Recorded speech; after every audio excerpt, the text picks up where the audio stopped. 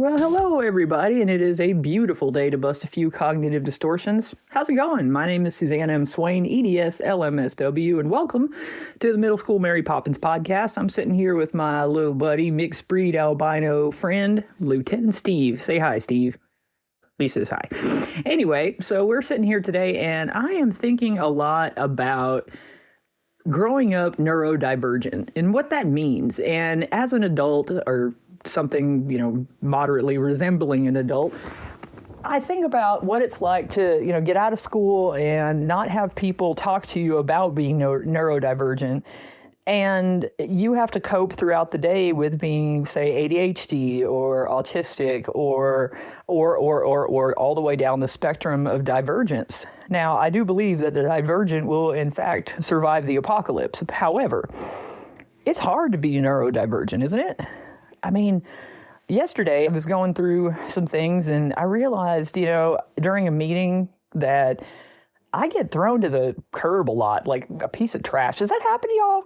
Do you feel like people just throw you away like you have no value? Well, I think we need to change the narrative, I think we need to change this and realize that the neurodivergent adult has a lot more power than the neurodivergent child. Same ideas, bigger body, more effective. So let me start with a little memory.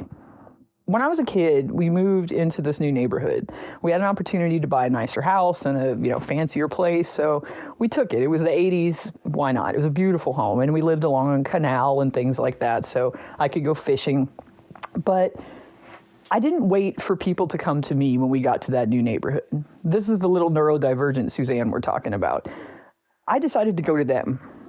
And I didn't know that socially that's a little odd, but I would walk up to houses and knock on the door and ask if they had any kids there and would they want to be friends. And in my mind, this made absolute perfect sense because I thought, we need more friends in the world, and why wouldn't people want that? So why don't I just come to your door like DoorDash with friends?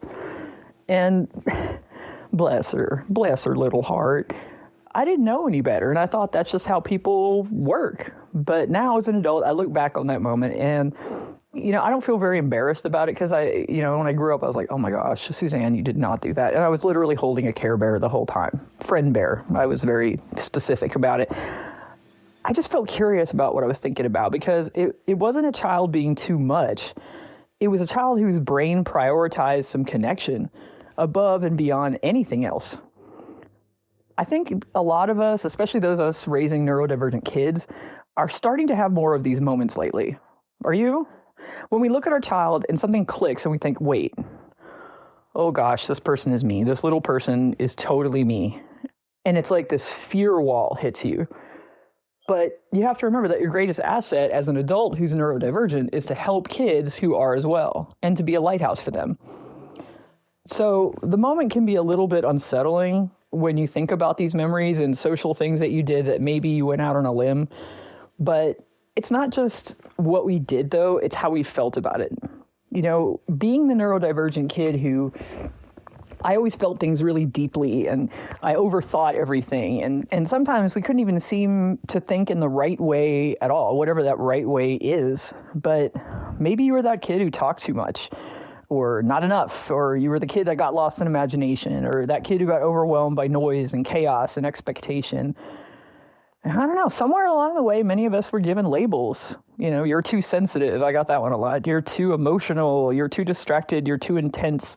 In my case, I was able to figure out people's motivation for doing things. And boy, oh boy, did that not make me some friends.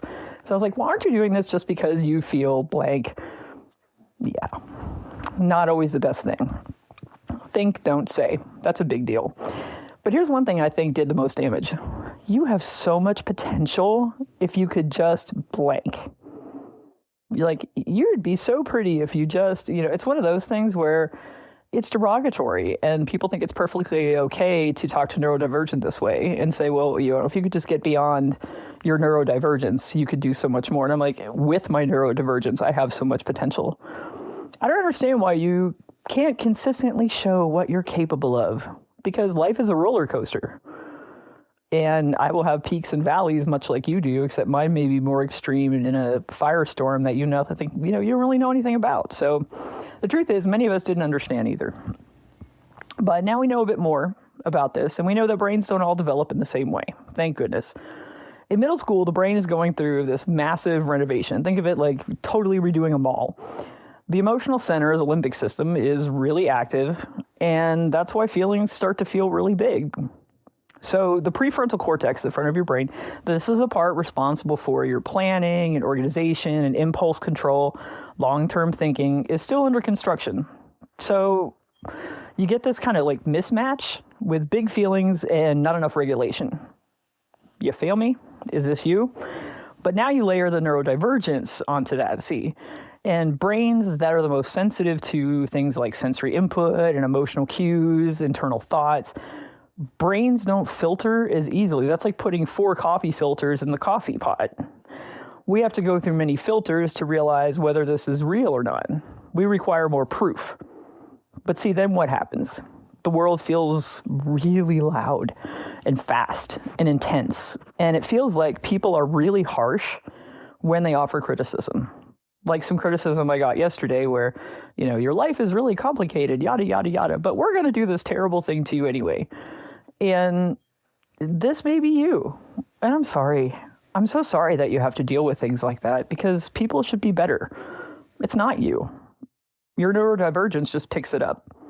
I mean, some research points to increased activity in all areas of the brain connected to your creativity and language and things like associative thinking, which means that some kids and adults really can tell incredible stories, make those unique connections, and see patterns others miss.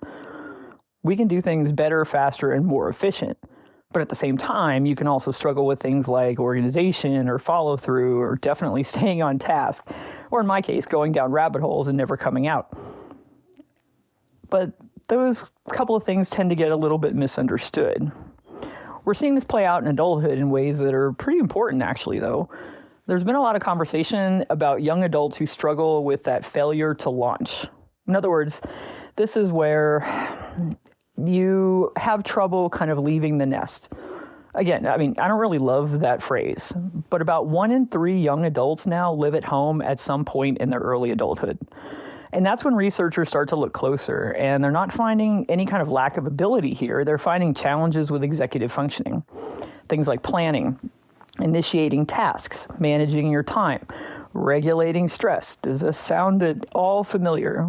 As adults, we are still living with the same stresses that we have as kids. It's just magnified in our adulthood and all of the social rules that go along with being an adult. So if you're a kid, enjoy being a kid because, you don't have to pay bills really, but there are so many other reasons too. You will have to be an adult who grows up with being neurodivergent, or you may be a neurodivergent adult right now. So like for individuals with ADHD, those challenges get even more pronounced. Adults with ADHD are more likely to change jobs frequently, struggle in the workplace, and struggle with expectations and not meeting them, and be seen as kind of inconsistent, but brilliant.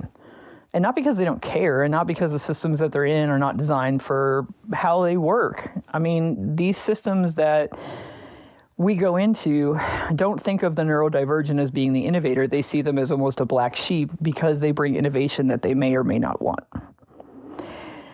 Then we have giftedness.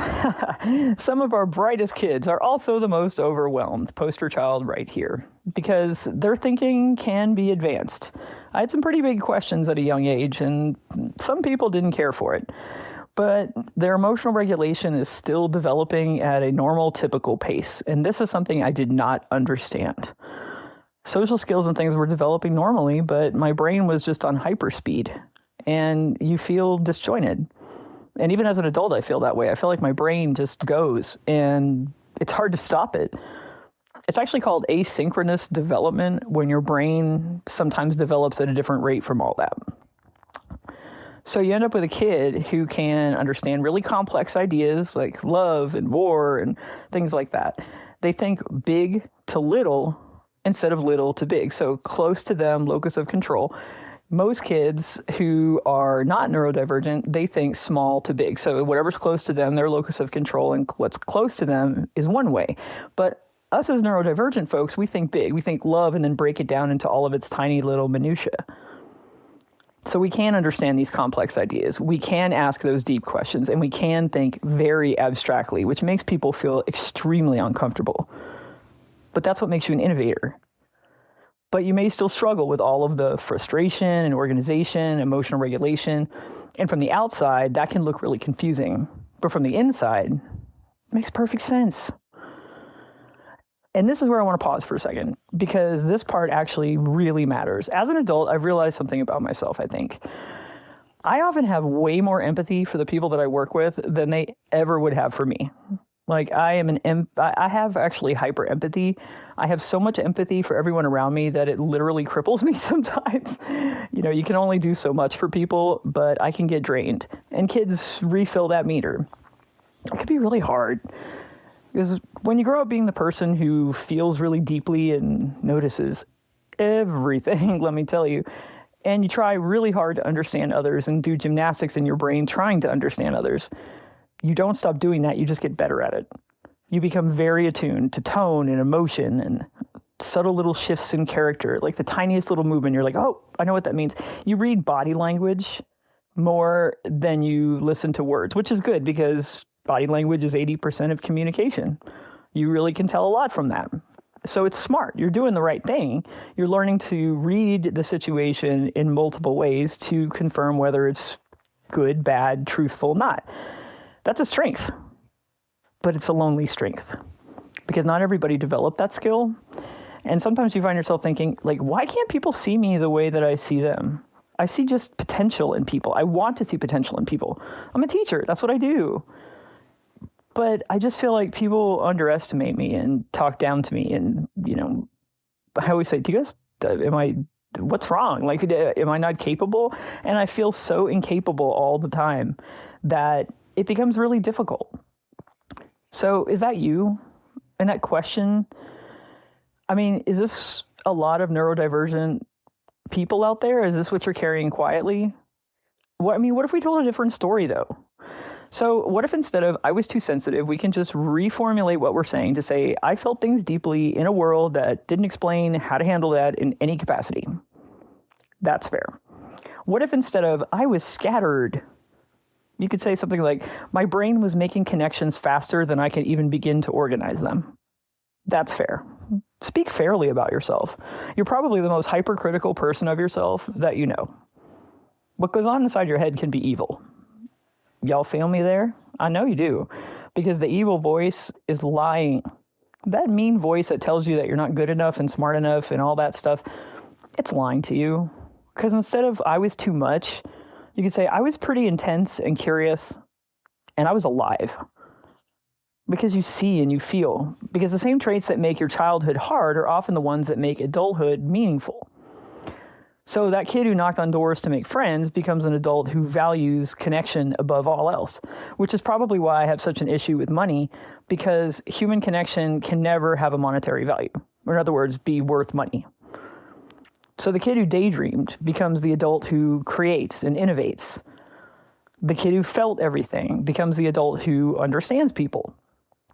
I don't think that's failure. I think that's transformation. I think that's evolution. That's becoming. And now we get to do something different for our kids. So when our kids struggle, and we often pause and ask, what's their brain trying to do? But instead of jumping straight to correction, we need to move toward understanding for a modern brain. We can say, I see you and I hear you, and your brain works in a really interesting way. Or tell me how you got to that. Have them explain the steps they got through in order to reach one conclusion. What is their scientific process?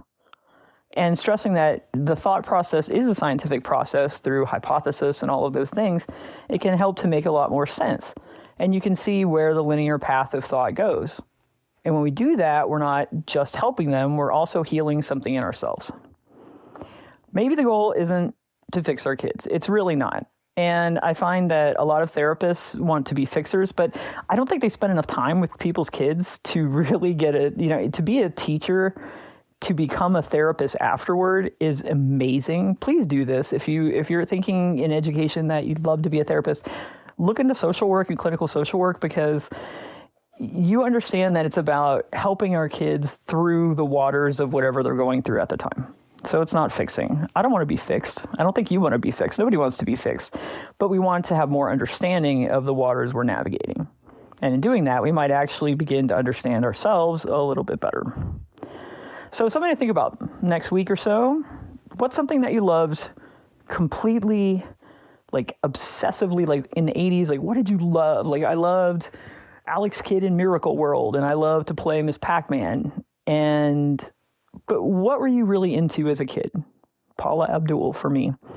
Straight up that meant something you could do for hours, but something that you could do without anyone ever telling you to do. That might have not been a distraction, by the way. That may have been your brain showing its early stages of superpower.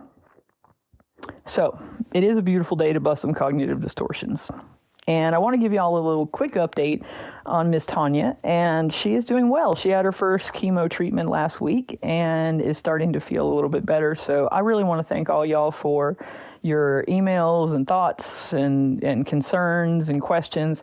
Keep them coming. Suzanne Swain at gmail.com, msmarypoppins.com. If you'd like to make a donation to her GoFundMe, you can feel free to do that there. But I want to thank every single listener. Wow, we hit number 2 in the whole country yesterday. What? So thank you all very much for your listenership. I hope you're getting something out of this podcast. And as always, Steve and I tell you to stay clever, little foxes. Take it easy. I'll talk to you soon.